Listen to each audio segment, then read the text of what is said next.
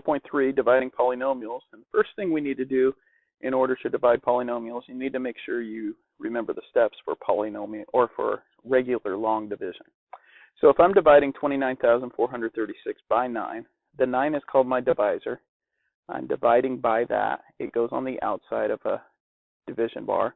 And on the inside, we have the 29,436. Now, I know a lot of times we've in the past you said, well, the bigger number goes on the inside. Well, that's not going to be as helpful when you do polynomial long division, which is what we're building up to. So the steps we have, divide is first. So what we're saying is well, does 9 fit into 2? No, it doesn't, but 9 does fit into 29. Fits into 29 3 times. Next step is to multiply. 3 times 9 is 27. The next step is to subtract. 29 minus 27 is 2. And then we check.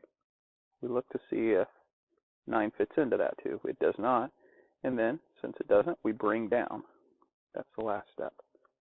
Okay, we bring down that 4, and then we start the process over. Divide 9 into 24, goes twice.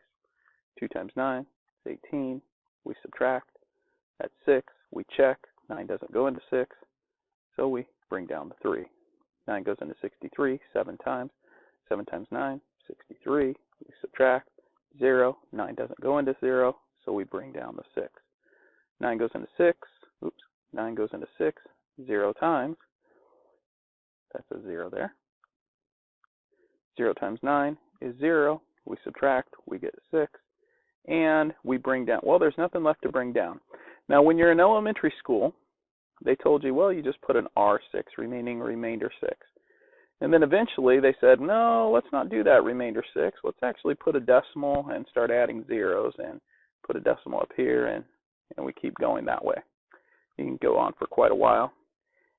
And now I'm telling you, we're going to go back to that remainder 6, but we're going to say it's a positive 6 over our divisor, which is 9. So really our answer is 3,270 and 6/9. 6/9 is also called 2/3, so we could write it as 3,270 and 2/3.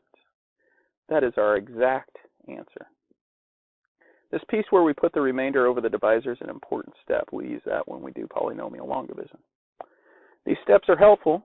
I actually did these my first year teaching with some 5th grade students. They actually came up with the little reminder, dirty monkeys smell very bad. I'm assuming that's true. I've never smelt a dirty monkey, but dirty monkeys smell very bad. It's a nice way to remember it, so there we go. Kind of the weird things you remember 20 years later. All right, so let's go ahead and try the next one here. So we're going to use those steps, the divide, multiply, subtract, check, and we have our, and those are supposed to be eyeballs there, and then bring down, okay? And we're going to divide this by this. Remember, the thing we're dividing by, our divisor, goes on the outside. That's negative 2x squared plus 4x minus 3. And on the inside, we have our dividend, 4x to the 4th, plus 2x cubed, plus, whoa, okay, so we don't have an x squared here. It's important that you always have all of your parts in terms of your powers. So 4th power, 3rd power, 2nd power, 1st power, 0 power, which means we don't have any x there. So you've got to account for that x squared. And so the way we do that is we put plus a 0x squared. It's like a place value holder. You have to account for that inside in the dividend, or if it happens on the outside, like if we were missing an x here, we'd have to put 0x. You have to account for it out there if it was to occur in the divisor as well. It doesn't there, but so put that 0x squared in before you put the minus x, and then plus 7. You'll see why that matters here in a minute. Okay, so we're going to divide. Now, when we're dividing, this is kind of weird. How does this fit into all this? Well, what we do is we actually look at just the first term and the first term. So you're looking at that first term, and you're saying, okay, negative 2 times what is 4? Well, that's negative 2. X squared times what is x to the 4th? Well, that's x squared. Okay, negative 2 times negative 2 is 4. X squared times x squared is x to the 4th. You should get an identical thing here when you multiply. Okay, and then so you got to multiply by this, but you also have to multiply this by that, which gives me negative 8x to the third. And you've got to multiply this by that, which gives me positive 6x squared. Now notice that's why we had to have that place value of x squared, because notice fourth, third are lined up and squareds have to be lined up. Okay? And so from there, we're going to go ahead and we're going to subtract. Okay? And when we subtract, I'm going to switch colors here because we're subtracting a quantity, meaning there's subtracting that whole thing, which really means when you subtract a quantity, it means you're actually adding the opposite. I should have kept it in that color. So we could, it's like distributing this negative to each term, which really what that does is it makes this a negative. It makes this a positive because negative times negative is positive. And it makes this a negative 6x squared. The other way to think about it, and probably the easier way, is say, you know what? Rather than subtracting, I'm going to add the opposites. I'm just going to flip all these signs here. Okay, so now I'm doing 4x to the fourth minus 4x to the fourth, which is 0. You always want to get a 0 there. 2x cubed plus 8x cubed, which is 10x cubed. And 0x squared minus 6x squared, which is negative 6x squared. Okay, and so our check is, well, 3 terms into 2 terms. You can't put 3 terms into 2 terms, therefore you've got to bring down a term.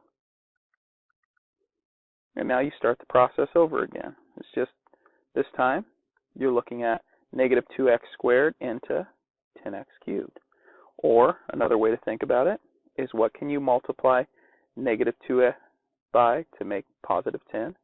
That would be negative 5. And x squared by to make x cubed, that would be x. And then you distribute it again. Negative 5 times negative 2 is 10. X times x squared, x cubed. Negative 5 times 4 is negative 20. X times x, x squared. And negative 5 times negative 3 is 15x. Okay? And then we're going to go ahead and subtract. Now remember, when we subtract, it's the same thing as adding the opposite. So subtracting this whole thing is the same as adding the opposite. So make that negative, make that positive, make that negative. So 10x cubed minus 10x cubed is 0. Negative 6x squared plus 20x squared is 14x squared. And negative x plus 15, or minus 15x plus a negative 15x is negative 16x. All right, 3 terms into 2 terms doesn't work, so we bring down that 7. And we go through the process again. It's just this time we are now saying negative 2 into 14. Okay, what times negative 2 makes 14? That would be negative 7. And x squared times, well, we don't need anything else because we've got an x squared there.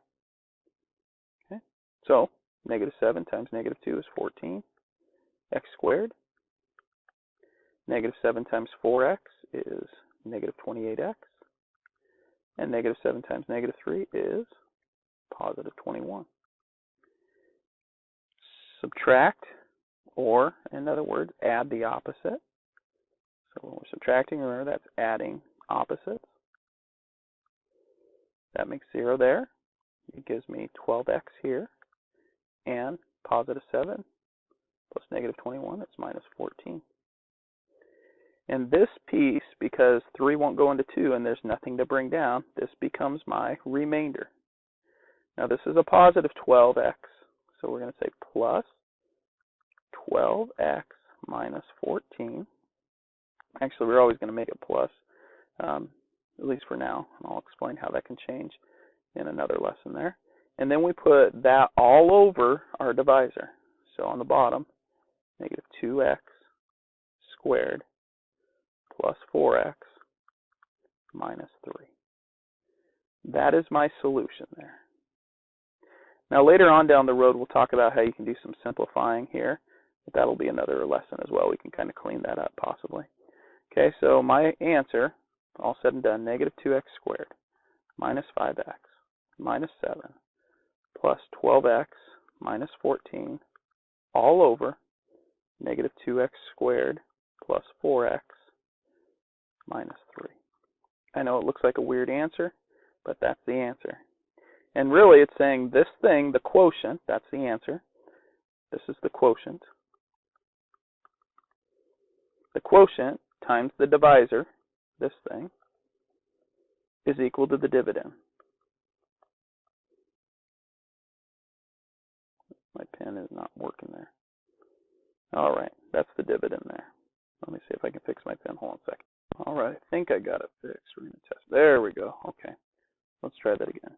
This is the dividend. Okay, the dividend.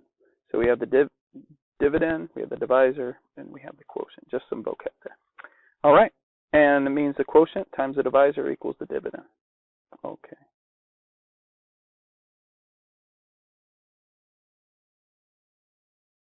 And let's go ahead and try our next one here.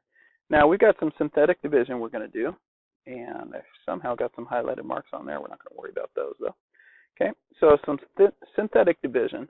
When we're dividing polynomials using synthetic division, what we need to do first is recognize that synthetic division, this type of division that we're about to show, only works when you're in the form of, when you're dividing by something that's x minus a number or x plus a number.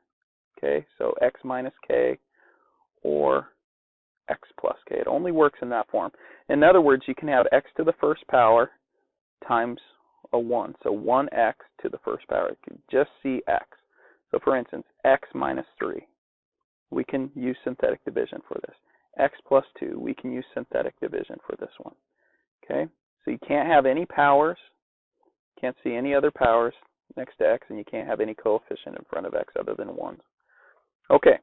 So if you see that, what you could do is you could say, okay, what makes x minus 3 equal 0? And what makes that equal 0 is 3, right? 3 minus 3 equals 0. So when x is 3, that's our solution. So what we're going to do is we're going to take that 3 and we're going to bring it right down there. And I'm going to make this weird kind of half rectangle here. And inside that rectangle, next to 3, I'm going to put the coefficients of the dividend. Okay? So the coefficients, there's a 1 in front of the x to the 4. There's a 5 in front of an x squared. However, remember, x to the 4th, x squared, we're missing our x cubed. So there's a 0x cubed in there. So we have to put 0 for the x cubed, 5 for the x squared, negative 2 for the x, and 4. So we're looking at those coefficients. Okay, so the 1, the 0, the 5, the negative 2, and the 4. Okay, dropping all the powers and exponents there. And the way we start this out is we're just going to bring down that 1. So 3 times 1 is 3. And then we're going to add here. That gives me 3. Then I'm going to multiply 3 times 3 and put the answer here. That's 9. And then I'm going to add 5 plus 9. That's 14. And then 3 times 14 is 42. And then I'm going to add negative 2 and 42 is 40. And then 3 times 40 is 120. And then I'm going to add 4 and 120 is 124. And so my solution, remember, the divisor, this thing, times the quotient will always equal the dividend. Okay? So when I'm multiplying, I'm going to be multiplying my divisor by this thing to get an x to the 4th. So that means this 1 right there stands for 1x to the 3rd. It's always going to be 1 power less than whatever is in the highest power of your dividend. Plus, we take that 3x, the next power is squared, plus 14x, plus 40, plus 124 over x minus 3. That is my solution. Okay, so note that these numbers right here, they became our coefficients. And then the 124 became our remainder, our last thing there. Okay, and we really don't need to put the 1. Okay, but that is our solution. So synthetic division goes a lot faster than polynomial long division. And it only works when you're dividing by a linear term with a coefficient of 1 in front of x there. Okay, so in this one, let's try this one. We set that equal to 0. So x would equal -2. I'm going to put the -2 here. We're going to take our coefficients, so -3, +1, +5, and -2. We're going to drop down that first term, -3, and we start our multiplication. -2 times -3 is 6. 1 plus 6 is 7. -2 times 7 is -14. 5 plus -14 is -9. 2 times -9 is 18. -2 plus 18 is 16. All right, so we end up with a solution of -3, 7, -9, and then our 16. The last one's always our remainder. Okay, so that -3 goes with a -3x to the 1 power less squared. That's a +7, so it's +7x to the first power because that was x squared. -9, okay, I kind of put that far away there, -9. And then plus, we have our 16 over our divisor, x plus 2. All right, there we got it. Synthetic division's nice. It takes a lot less time. Okay, so one other thing we're going to do is talk about the remainder theorem. Now I'm going to read this, and it sounds really kind of, well, you'll just know here. The remainder theorem tells us that synthetic division can be used to evaluate the polynomial functions. If polynomial function f of x is divided by x minus k, then the remainder r is f of k. Or in other words, the remainder equals f of k. If the remainder equals f of k, and that equals 0, then k is a real solution or a 0 of f of x. All right, with that being said, I'll kind of point it out as we do these. So first, I'm going to work through this problem here. I'm going to kind of ignore the f of x for a minute. So I'm just going to kind of scribble that out just for a minute. Okay, I'm just going to do synthetic division. I know already that x equals -2. Okay, note that they tell me x equals -2. It's different than this, where we said x plus 2, and we had to find out what x equals. Well, we already know it equals -2. Here it equaled 3. Okay, here they're telling us x equals -2. So I'm going to take that -2 and I'm going to write it right here. Okay, and I am going to set up my synthetic division. I'm going to go -1, 2, -4, and 8, taking my coefficients, yeah? Okay, and maybe spacing it out just a little. All right, oops, did not mean. There we go, let's try that. Okay, all right, and so doing this, drop down that -1, get -1, it gives me -2 times 1 is 2. We get 4, okay, -2 times 4 is -8, gives me -12, and then -2 times -12 is 24, and 32. Okay, and so if I were to write this out, I get -x squared plus 4x, right, -1x squared plus 4x minus 12 plus 32 over, well, what makes x equal -2 would be x plus 2, right? We'd have to set that equal to 0, and then we get the -2.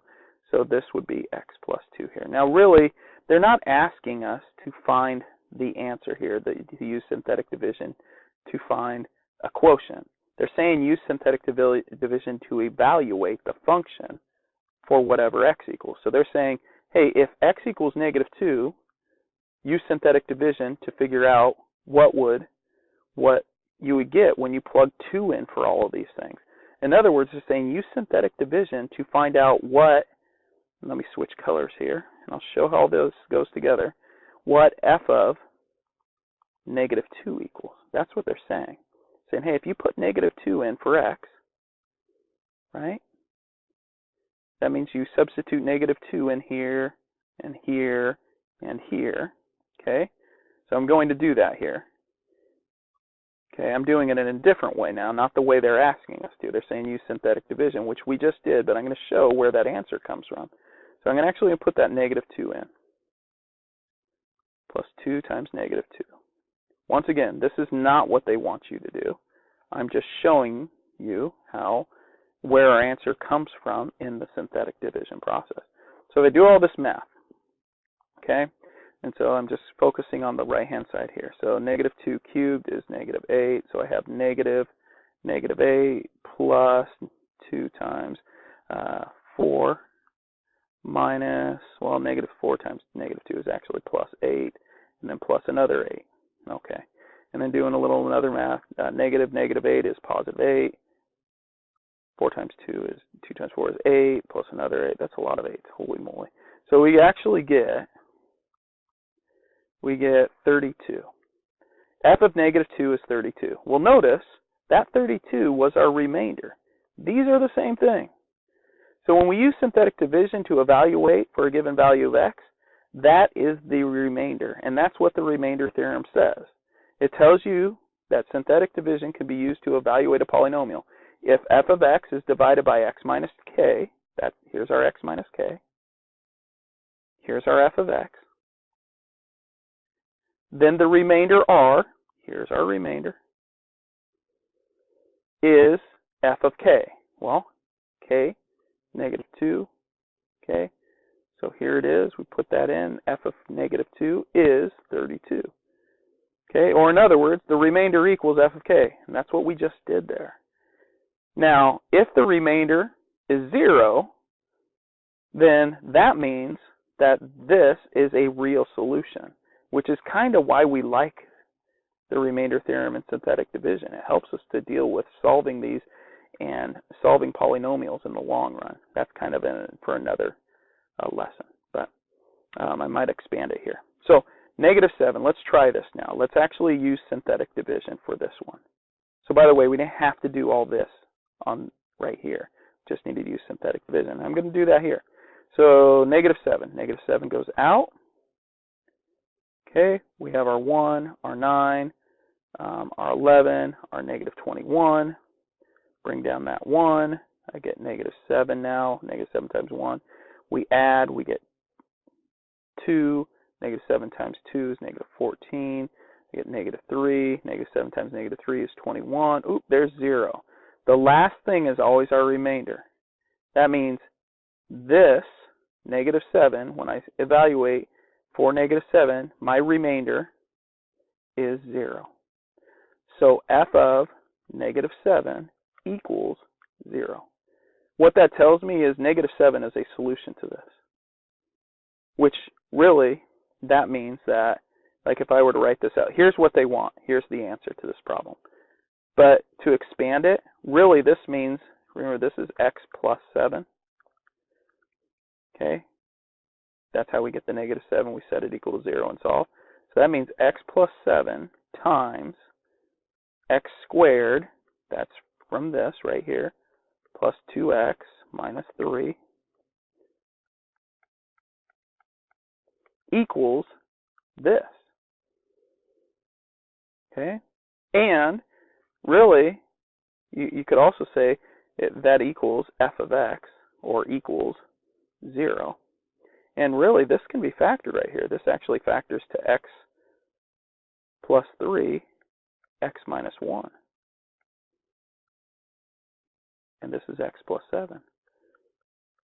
So what we're building into is to being able to solve cubics or polynomials by breaking it down to a squared, an x squared or a quadratic, and then using the quadratic formula, factoring, completing the square, any of those other ways we have. So in this case, we know that x equals negative 7 from this quantity, negative 3 from this quantity, and positive 1 from this quantity. Those are our solutions for x. That's what we're building into. Okay? Those are supposed to be little brackets that I just drew there. Get rid of those. Those kind of didn't show up the best. Anyway, for this lesson, all they really want is this. The remainder is 0. Therefore, f of negative 7 equals 0. All right, that's all I got for you. Good lucky there.